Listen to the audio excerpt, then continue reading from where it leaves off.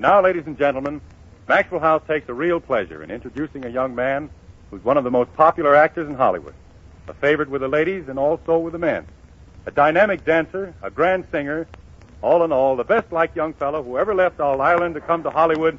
And 'tis my proud and happy duty to be here, be jabbers. When I left Kilkenny... Get the shamrocks out of your hair and go away. I was introducing George Murphy. Oh, and faith, and who could tell that? Your introduction fitted me like the County Cork fits the bottleneck of the River Shannon, begorra. Oh, Frank, you don't have to put on that broken-down Irish brogue. The elections are over. Elections? Yes, and incidentally, where did you wind up in the senatorial race? I was scratched. Oh. No. The Republicans have been tampering with my script here. Oh, well, I didn't care about the election anyway. Bob, it was an off year, you know, and I'm saving my real strength for 1940.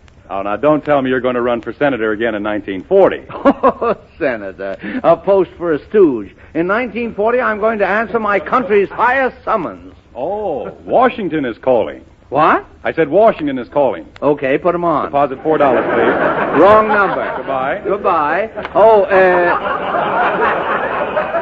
yes, Bob, I'll be in the White House in 1940, don't worry. I've got my campaign all planned, so I'll wind up in the presidential chair. If it's as good as your senatorial campaign, you'll wind up in a chair, all right. Yes, magpie. I shall campaign as our first president campaign, sir, by living in peace and dignity on my country estate and hunting the fox. All right. Tell us how you make like a hunter, Mr. Morgan. Squire Morgan, sir. Justice of the peace, master of the foxhounds, and lord of the manor. Thwackby Castle, Slingsby on Twine, Chunks by Monks, Hoop Slots, Cramps, England. Oh, so your country estate is in England, eh, Senator? I mean, Squire. It was. I moved it recently at great expense, stone by stone and tree by tree, every blade of grass, and have located it now on a beautiful 6,000-acre tract, sewers, gas, and sidewalks at Peapack, New Jersey. Peapack?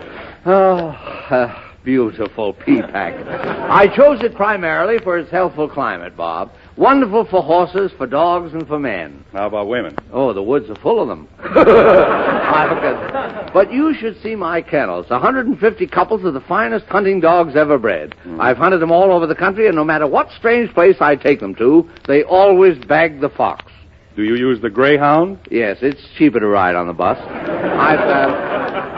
I've got some wonderful pedigreed dogs, Bob. There's one particular dog I'd like you to meet someday. If she wasn't so particular. Oh, thanks. Well, she's a beautiful female Dalmatian, and her name is Outboard Motor. Outboard Motor? Yes, you know. Pup, pup, pup, pup, pup. You've never seen such a dog, Bob. 5 hands high, well sprung, short hocks, high ruff, feathered fetlocks, and an 18-inch rumble seat. Does she burn much gas? Most economical dog I ever owned. I raised her from a pup. And I taught her to recognize every different kind of game there is. Not only that, but for every animal she has a separate bark. For instance? Well, if I take her into the field and she scents a quail, she goes like this. You taught her that, huh? Yes, in 2 weeks. But that's just the quail bark. For rabbit, she does... How does she bark for fox? Zana, Zana! Well, so long, but I've got to see a man about... Come here. Wait a minute, Garnet. If you're such a terrific dog fancier, there's a fellow I want you to meet. Hey, Murphy. George, come in. Well,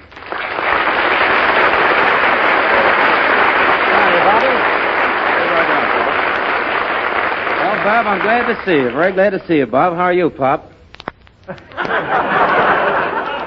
Are you addressing me, upstart? No. Get off your horse, Squire. You know George Murphy. But maybe you didn't know that George is the smartest amateur dog breeder and trainer in California. Dog trainer. Yes, yes, well, I'll be moving along. I've got to see a fellow. Frank, come here. What? Tell Murphy about some of the dogs you've trained. That I've... Yeah. Go on, Pop. Well, just a few. Well, now, you don't have to... I'm not... Let me see. I don't suppose you ever trained a wolfhound, did you, George? I trained 2 wolfhounds to be clowns in the circus. Oh, you did. You never trained any Bedlington Terriers, did you? Taught a 2-month-old Bedlington to read and write once. Read and write? Well, that's, you know everything about dogs, don't you? I guess so. I wrote 5 books about them. Here, Squire. Here, Squire. Oh, you dogs, fish. Goldfish! Murphy, do you know anything about training goldfish? No, I can't say that I do. Oh, there's an intelligent animal. Oh. What's the use? It's goldfish now. Well, if a man hasn't handled goldfish, he has no license to call himself an animal trainer. Yeah. Let's see your license, buddy. Let's see your license, buddy. Well, I suppose you think it's impossible for a human being to train a goldfish. It is. But I did it. Hey, Murphy, that's a nice shirt you have on. I once had a goldfish. You like it, that Bob? went... It's a Christmas present for my wife. He used to swim. I had to go... I haven't got much taste in ties, but I just wear them. I can't tell these lies unless I have absolute quiet. Who said that? All right, Squire. Go ahead with your fish story. Yes. Well, the thing about this little goldfish, Bob, was his beautiful personality. When I first bought him, he learned to recognize my footsteps and leaped to the surface whenever I approached.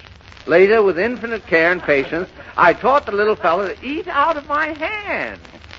Go on, Frank. Well, the first thing you know, the goldfish got so fond of me that when he'd finished eating, he didn't want to go back in his bowl. And so I'd take him with me. Put him in my pocket till I got back home. Bob, the guy has goldfish in his pocket. And we got silverfish in the rug. The little fellow spent more and more time in my pocket until one night he refused to return to his bowl at all. What a predicament. I let him sleep with me that night, but the next day I went right out and bought him a bird cage. A bird cage for a goldfish? Yeah, oh, you should have seen him up there on his little perch, swinging back and forth, and whistling as if his little heart would burst for joy. The fish was whistling? Yes, just short snatches of mediocrity. Nothing fancy, but he was perfectly happy in his cage. In fact, I could go away for days and leave him swinging on his perch. Then one day while I was away, it happened. What happened, Frank? Well, the little fish fell into the bird bath and drowned. Well, so long, boys.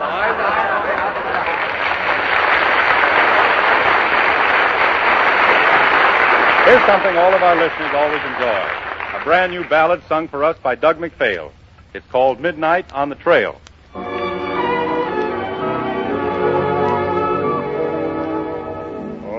the trail I'm never lonely, though the midnight sounds are strange. I'm content and peaceful on my beloved range. It's midnight on the trail, the night wind blowing free, my faithful horse and me riding on.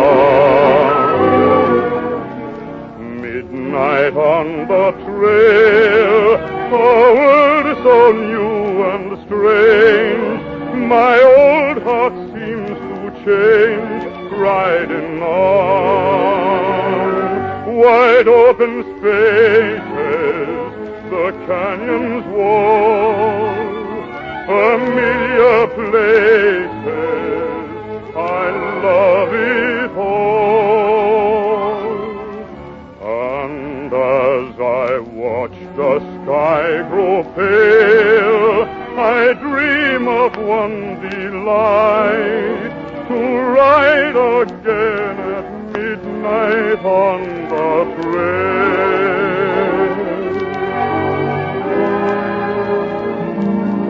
Oh, give me a home where the buffalo roam, where the deer and the antelope play, where seldom